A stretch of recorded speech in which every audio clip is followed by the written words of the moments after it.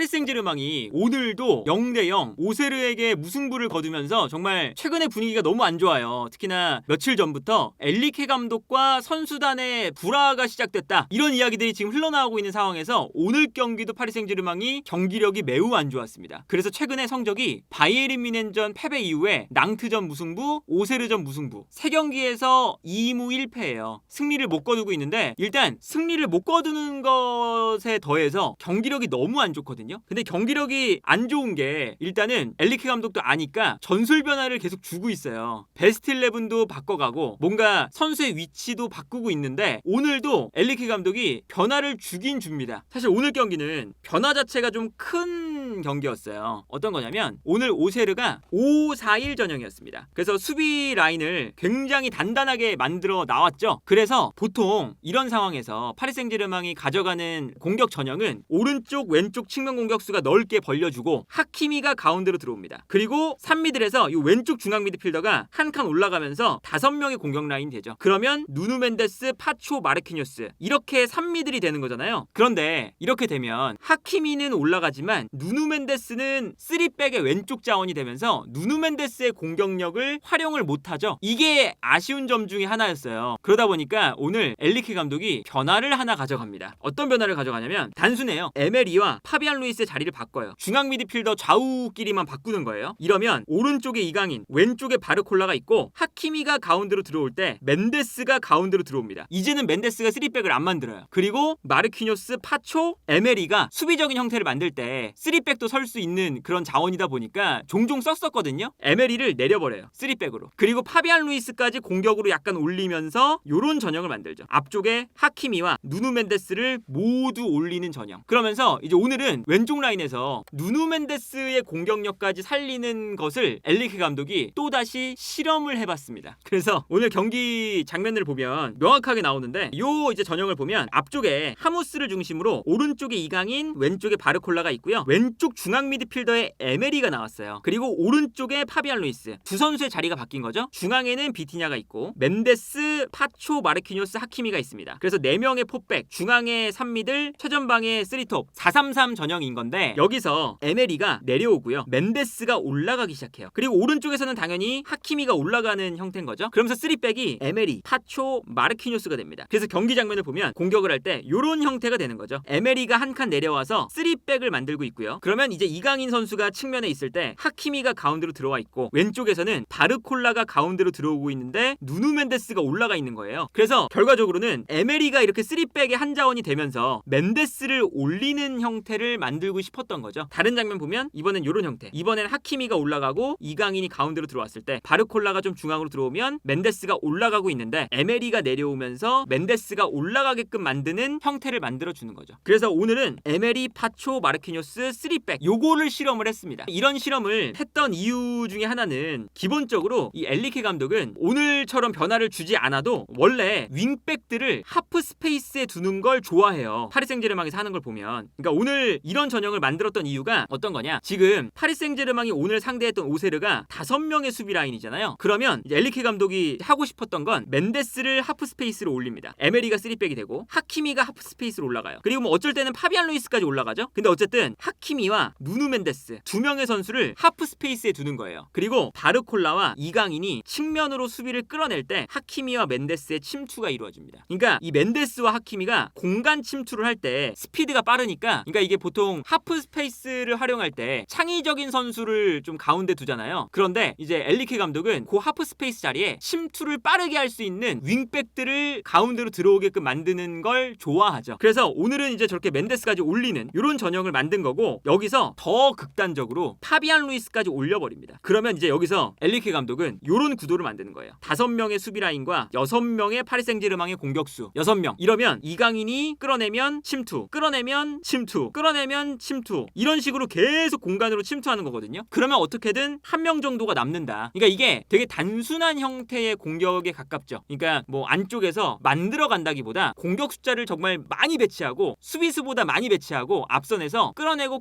끌어낸다 이런 거거든요. 그래서 오늘 경기 장면 보면 이런 형태의 아주 알맞는 장면들이 나옵니다. 이 장면 보면 이번에는 에메리가 내려와 있고 3백이 되고 있고요. 그리고 이번엔 바르콜라가 들어와 있고 멘데스가 올라가 있는 장면이에요. 그리고 오른쪽에는 하키미, 이강인이 가운데로 들어가 있는 장면이죠. 그리고 앞쪽에 하무스가 있고 그리고 파비안 루이스까지 올라가 있습니다. 그래서 앞선 라인에 오세르가 5명의 수비 라인을 지금 만들고 있잖아요. 요 5명의 수비 라인에 하키미, 이강인, 파비안 루이스, 하무스, 바르콜라, 멘데스까지 6명의 선수가 대치가 되는 거죠. 6대 5의 상황이에요. 그럼 여기서 먼저 측면으로 패스를 보내줍니다. 그럼 하키미가 볼을 잡을 때 수비가 끌려 나오겠죠? 그러면 안쪽에 있는 이강인이 뛰어요. 그럼 이강인에게 수비가 끌려가겠죠? 그러면 파비안 루이스에게 또 공간이 납니다. 그래서 요 다음 장면을 보면 이강인이 측면으로 나올 때 수비가 끌려 나오니까 파비안 루이스에게 공간이 생기고 이때 하키미가 파비안 루이스에게 패스를 보내줘요. 그리고 파비안 루이스가 볼을 잡은 다음에 다시금 이강인에게 주거든요. 그러면 이강인이 또 수비를 끌어내고 파비안 루이스는 뛰고 뛰는 공간으로 이강인이 찔러주는 거죠. 그러면서 이제 수비를 끌어내면서 공간을 만들었어요. 그 다음에 파비안 루이스가 뛰어들어가면서 크로스, 여기서 이제 하무스가 들어오면서 머리에 맞추는 그래도 좋은 장면이었는데 요런 형태를 엘리케 감독은 측면에서부터 추구를 하는 거죠. 그래서 이제 오늘 많이 나오는 장면이 딱 이런 장면인 거예요. 오세르의 5명의 수비 라인에 파리 생제르맹의 수많은 공격수가 앞에 위치하는 이런 구도. 그리고 이러한 구도를 만들면서 아까 말씀드렸던 누누 멘데스의 움직임 어떻게 사용하느냐, 이 장면 보시면요 3백이 만들어져 있죠. 누누 멘데스가 올라가 있어요. 하프 스페이스 쪽으로. 그러면 멘데스가 바르콜라에게 패스를 보내줍니다. 그러면 바르콜라가 볼을 받는 순간 수비가 바르콜라에게 끌려나가겠죠. 그럼 끌려나갈 때 누누 멘데스가 이제는 가운데 있으니까 가운데에서 직선적으로 달려요. 스피드가 빠르죠. 그러면 달려나가는 멘데스에게 찔러주는 바르콜라의 패스. 그러면서 멘데스가 뒷공간을 무너뜨리면서 결정적인 찬스를 그래도 잡는 장면이 나옵니다. 요거를 하고 싶어서 오늘 에메리를 왼쪽에 두면서 3백을 만들고 누누 멘데스를 올리는 걸 한 거예요. 누누 멘데스의 이런 하프 스페이스 침투를 활용을 해보고 싶었던 거죠. 그리고 이렇게 이제 공격 라인에 숫자를 많이 두면서 공간으로 이제 막 다 뛰어들어가는 형태니까 이강인 선수에게는 오히려 패스를 줄 수 있을 만한 찬스가 좀 낮습니다. 이 장면도 보면 이강인이 측면에서 볼을 잡을 때 앞쪽에 모든 선수가 막 뛰어가요. 멘데스부터 바르콜라, 하무스 뭐 다 뛰어가죠. 그러니까 이번에는 이강인이 볼을 잡았을 때 순간적으로 가운데 있는 선수에게 수비가 쏠려 있고 그 순간 요 사이 공간으로 파비안 루이스가 뜁니다. 뛰어들어가는 파비안 루이스에게 이강인이 스루 패스를 넣어주면서 여기서 측면이 완벽하게 무너지는 상황을 만들어줬어요. 이런 패스도 있었고 이제 이강인 선수가 이 측면에서 볼을 잡았을 때 이 장면도 보세요. 볼을 잡는 순간 앞쪽에 정말 수많은 선수가 뛰어갑니다. 파리 생제르맹 선수들이 정말 많아요. 1열로 배치가 돼 있어요. 심지어 1열로 배치가 되면서 뛰어들어가요. 그러면 이강인 선수가 여기서 접고 들어와서 찔러주는 거죠. 뛰어들어가는 선수들에게. 그리고 여기서도 이강인이 패스를 보내주면서 하무스의 머리에 맞는 장면이었거든요. 다른 장면도 마찬가지야. 이번엔 이강인이 약간 접고 들어올 때 여기서도 파리 생제르맹의 선수들이 앞선에 정말 많아요. 근데 여기서 이번에는 오른쪽 라인에 바르콜라가 들어오니까 수비수가 바르콜라를 따라 들어오는 순간 뒤로 돌아뛰는 멘데스가 있었죠. 이 멘데스에게 이강인이 딱 찍어 차줍니다. 완벽한 공간 패스가 나오면서 뛰어들어가는 멘데스에게 결정적인 찬스가 나오죠.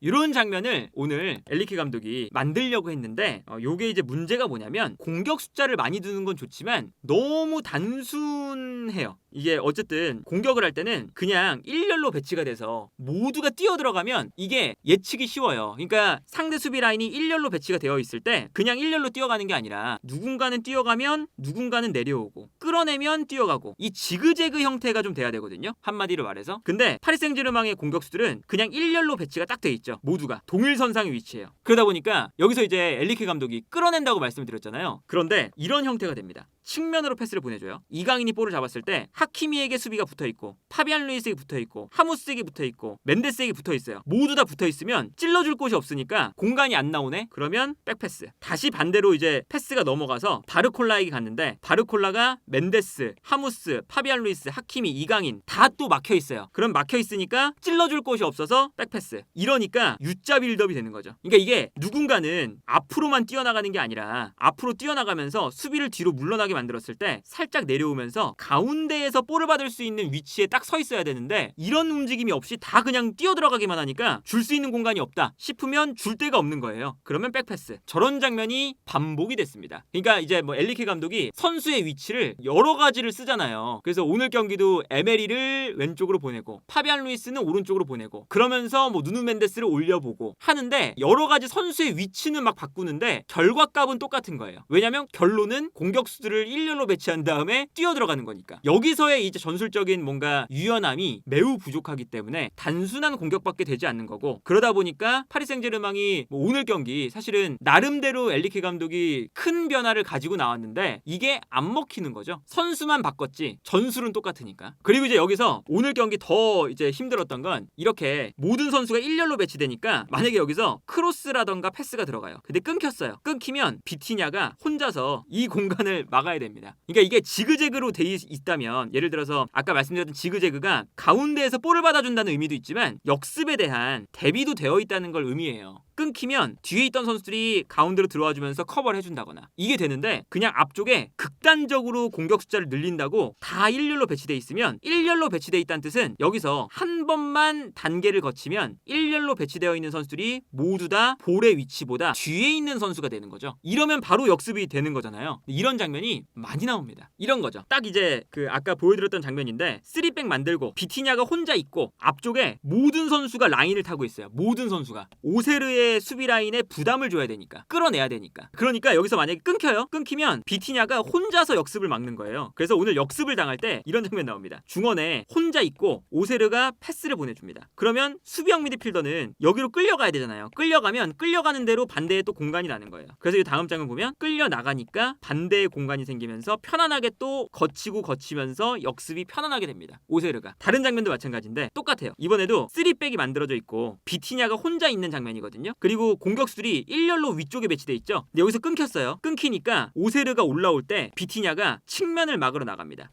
근데 혼자 있다 보니까 여기에 공간이 생기는 거예요. 끌려 나가면. 그래서 비티냐가 끌려 나가는 순간 중원에 공간이 생기고 편안하게 패스. 오세르가 이 공간을 넓게 쓰면서 역습. 이래서 엘리케 감독의 축구가 최근에 똑같은 역습을 당하면서 먹힐 때가 되게 많아요. 그리고 공격도 늘 답답하게 저렇게 일렬로 늘어선 다음에 침투하다가 잘 풀리면 수비 끌어내서 득점하는 거고, 잘 안 풀리면 상대가 읽어버리면 측면에서 볼 받은 다음에 줄 곳이 없으니까 백패스. 반대편에서 다시 볼 잡았을 때 줄 곳 없으면 백패스. U자 빌드업만 하고. 그래서 오늘 경기는 엘리케 감독이 최근에 뭐 불화설도 있고 그 불화설이 뭐 여러 가지 뭐 덴벨레와의 그런 마찰도 있었지만 전술에 대한 불만을 파리 생제르맹 선수들이 가지고 있다. 진실인지 모르겠지만. 그리고 그 핵심이 여러 선수들, 특히나 뭐 주요 멤버들이 있어요. 뭐 바르콜라, 덴벨레 이런 선수들이 너무 공격 작업이 정적이다라고 느낀다 라는 이제 멘트들이 나왔거든요. 정적이라는 게 바로 오늘 경기 같은 거죠. 엘리케 감독이 유연한 전술을 쓴다. 그 유연하다는 게 전술적으로 유연하다기보다 뭐 예를 들면 이강인을 오른쪽에 뒀다가